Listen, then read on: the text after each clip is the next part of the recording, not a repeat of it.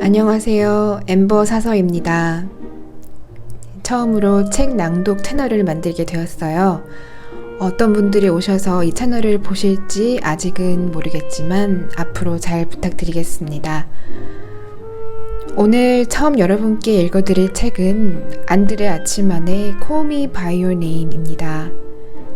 제가 이 책을 고른 이유는 조금은 이른감이 있지만 여름이 다가오는 계절이다 보니 여름을 배경으로 한 책을 생각하다가 이 책이 떠올랐어요. 아주 간략하게 이 책 내용을 정리해드리면 젊은 교수 올리버와 소년 엘리오의 뜨거운 여름밤의 사랑 이야기라고 생각해요. 남자와 남자 사이의 사랑 이야기라 좀 불편해하시는 분들도 계시겠지만 저는 개인적으로 그 부분이 그렇게 중요하게 보이지 않았어요. 그저 사람과 사람 간의 사랑 이야기죠. 이 책을 읽으면서 제가 주목했던 부분은 어릴 때 누군가를 정말 좋아했을 때의 그 느낌, 그 감정을 너무나도 아름답고 세심하게 잘 표현했다는 점. 그리고 이태리 북부에 있는 한 마을의 뜨거우면서도 나른한 여름 날씨를 정말 잘 묘사했어요. 저는 사실 여름이 덥다는 느낌보다 나른하다는 느낌을 더 많이 받거든요. 그래서 더 이입이 잘 된 것 같아요. 그래서 이 두 대목을 가장 잘 드러냈다고 생각한 부분을 찾아서 이제부터 여러분께 낭독을 해드리겠습니다.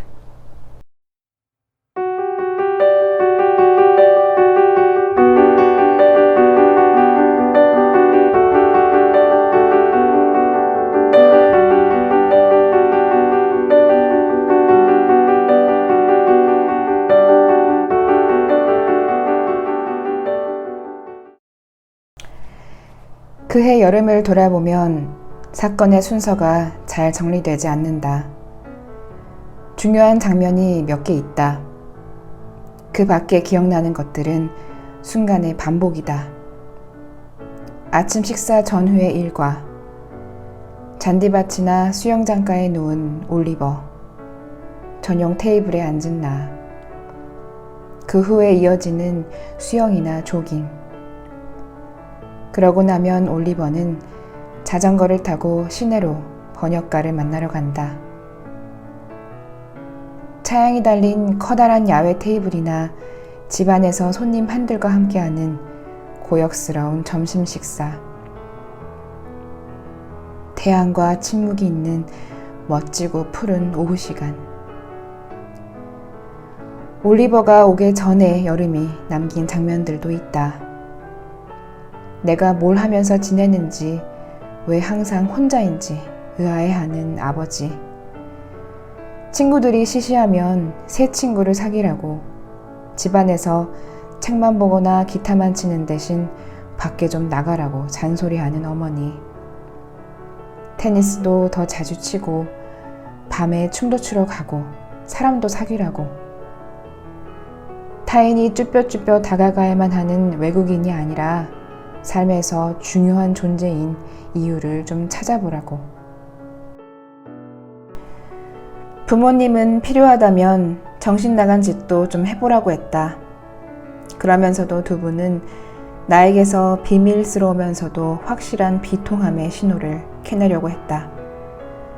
내가 심한 부상을 입고 정원으로 흘러 들어온 병사여서 빨리 지혈해주지 않으면 죽기라도 할 것처럼 서투르고 직관적이고 헌신적으로 나에게 있을지 모를 아픔이 빨리 낫기를 바랐다. 아버지는 힘든 일이 있으면 언제든 이야기하라고 하며 자신이 나만 할 때 어땠는지 자주 들려주었다. 너만 그렇게 생각하고 느끼는 것 같겠지만 나도 그런 괴로움을 다 겪어봤다. 끝까지 이겨내지 못한 괴로움도 있고 나 역시 지금의 너처럼 무지하지만 인간의 심장에 관한 한 속속들이 다 알고 있지. 다른 장면도 있다. 식후의 침묵. 다들 낮잠을 자거나 일하거나 책을 읽거나 온 세상이 고요한 반음에 잠겨 있을 때 우리 집을 초월한 세상에서 부드러운 목소리가 서서히 스며들어 나를 잠깐 잠들게 만든 천국 같은 시간들. 그리고 오후에 치는 테니스, 샤워와 칵테일, 저녁 시간까지의 기다림. 역시나 손님들과 함께하는 저녁 식사. 두 번째로 번역가를 만나러 가는 때로는 혼자, 때로는 친구들과 시내로 나갔다가 밤늦게 들어오는 외출. 예외적인 장면들도 있다. 늦은 오후 다 같이 거실에 앉아 음악을 듣고 온 집 안의 창문에 우박 떨어지는 소리를 듣는 것. 정전이 되고 음악도 꺼지면 서로의 얼굴밖에 보이지 않았다. 고모가 미주리주 세인트루이스에서 보낸 끔찍한 시절에 대해 이야기하고 어머니는 얼그레이의 향을 따라갔다. 아래층 주방에서는 만프레디와 마팔다의 목소리가 들려왔다.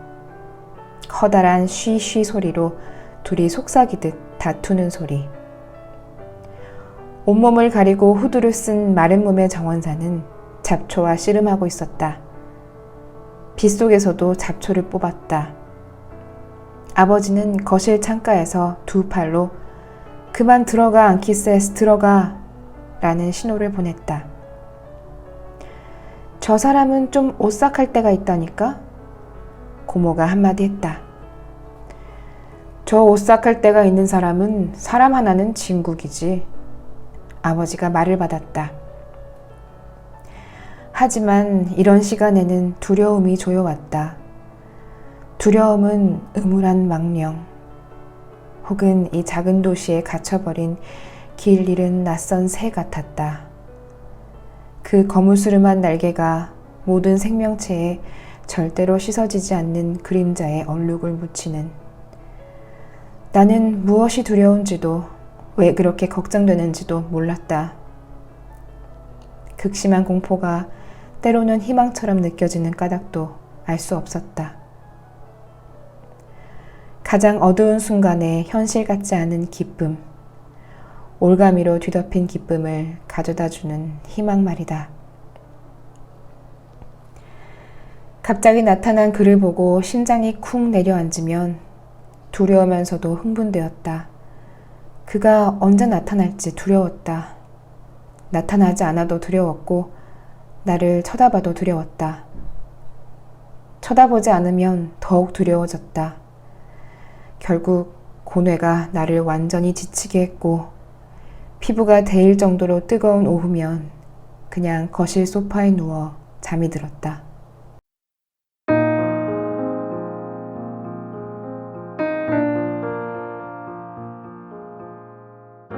내가 낮 동안 방 안에만 틀어박히는 일은 드물었다.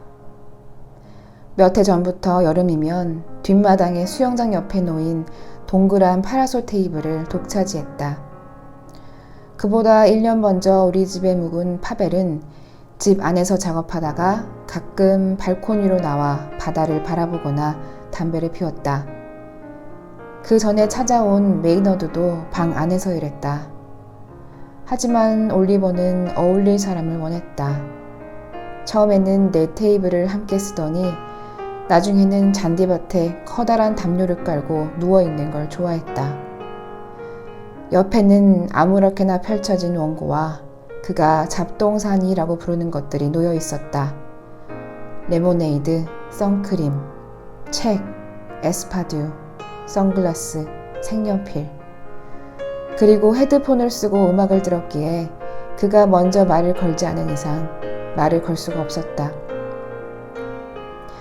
아침에 작곡 노트나 책을 들고 아래층으로 내려가면 빨간색이나 노란색 수영복 차림의 그가 벌써 태양 아래 땀을 흘리며 누워있기도 했다. 함께 조깅이나 수영을 하고 돌아오면 아침 식사가 기다렸다. 그는 잡동사니를 잔디밭에 그대로 둔 채 수영장 바로 옆에 누워있는 버릇이 생겼다. 그가 여긴 천국이야를 줄여서 천국이라고 부르는 자리였다. 점심을 먹고 나서 라틴어 학자들만의 농담으로 전 이제 천국에 갑니다. 일광욕하러. 라고 덧붙이곤 했다. 우리는 그가 수영장과 똑같은 자리에서 선텐 오일을 듬뿍 바른 채 몇 시간이고 누워있다고 놀렸다. 어머니는 오늘 아침에는 천국에 얼마나 있었어요? 라고 물었다. 2시간 연속이요. 오늘은 일찍 돌아와서 더 오랫동안 일광욕을 하려고요. 그에게 천국의 가장자리에 간다는 것은 수영장가에 누워서 한쪽 다리는 물에 담그고 헤드폰을 쓰고 얼굴은 밀짚 모자로 가리고 있겠다는 뜻이기도 했다. 무엇 하나 부족할 게 없는 사람이었다. 나는 그 느낌을 이해할 수가 없었다. 그가 부러웠다. 수영장 주변에 공기가 숨막힐 정도로 덥고 고요해졌을 때 물었다. 올리버, 자요? 아무런 대답이 없었다. 그리고 몸의 근육 하나 움직이지 않은 채 한숨에 가까운 대답이 들려왔다. 방금 전까지는 미안해요. 물에 담근 그 발. 나는 그 발가락 하나하나에 입맞춤할 수 있었다. 그 다음에는 발목과 무릎에도. 밀짚 모자로 얼굴을 가리고 누운 그의 수영복을 몇 번이나 빤히 쳐다보았던가. 내가 무엇을 보는지 그는 알 리가 없었다. 아니면 이런 식이었다. 올리버 자요? 긴 침묵이 흘렀다. 아니, 생각 중이야. 무슨 생각이요? 그가 발가락으로 물을 튀겼다. 헤라클레이토스가 쓴 단편에 관한 하이데거의 해석에 대해. 내가 기타를 치지 않을 때 헤드폰은 쓰지 않았지만 밀짚 모자를 얼굴에 얹어놓은 그가 갑자기 침묵을 깰 때도 있었다. 엘리오. 네. 뭐해? 책 읽어요. 아니잖아. 그럼 생각해요. 무슨? 너무도 말하고 싶었다. 사생활이에요. 말 안 할 거야? 말 안 할 거예요. 말 안 할 거군. 그는 사색에 잠긴 채 누군가에게 나에 대해 설명하듯 따라 말했다. 내가 방금 따라한 말을 그가 또 따라한다는 것이 아주 좋았다. 처음에는 순전히 우연으로 시작되었지만 2번째는 의도적으로, 3번째는 더더욱 그렇게 되는 애무나 몸짓이 떠올랐다. 마팔다가 매일 아침 내 이부자리를 정리해주는 방식이 떠올랐다. 우선 매트리스 커버 위에 까는 혹겹 시트를 이불 위로 접은 뒤 그것을 다시 이불 위쪽에 놓인 베개를 가리도록 접고 나서 전부 다 침대법 위로 접는다. 그렇게 앞뒤로 접어가며 정리된 침구로 들어가 몸을 린다는 것은 열정에 대한 수능처럼 경건하고 관대한 무언가의 표시였다. 오후의 침묵은 언제나 무겁지도 야단스럽지도 않았다. 말 안 할래요. 그럼 난 다시 잔다. 또다시 깊은 침묵이 이어졌다. 여긴 천국이야. 잠시 후 그가 말했다. 그리고 적어도 1시간 동안 그는 말을 하지 않았다.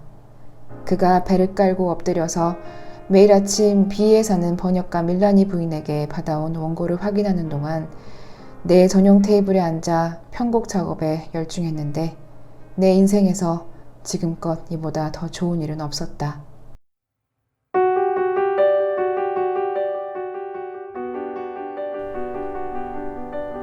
네, 10분 조금 넘게 낭독을 했는데요. 여러분 생활에 아주 작은 쉼이라도 제가 드렸으면 하는 바람입니다. 이 책을 이미 읽으신 분들은 저를 통해서 조금 더 색다르게 다가갔으면 좋겠고요. 아직 읽지 않으신 분들은 영화나 이 책을 접하시게 된다면 저로서는 굉장히 뿌듯할 것 같습니다. 그럼 다음 시간에 더 좋은 책 가지고 올게요. 다음 시간에 또 만나요.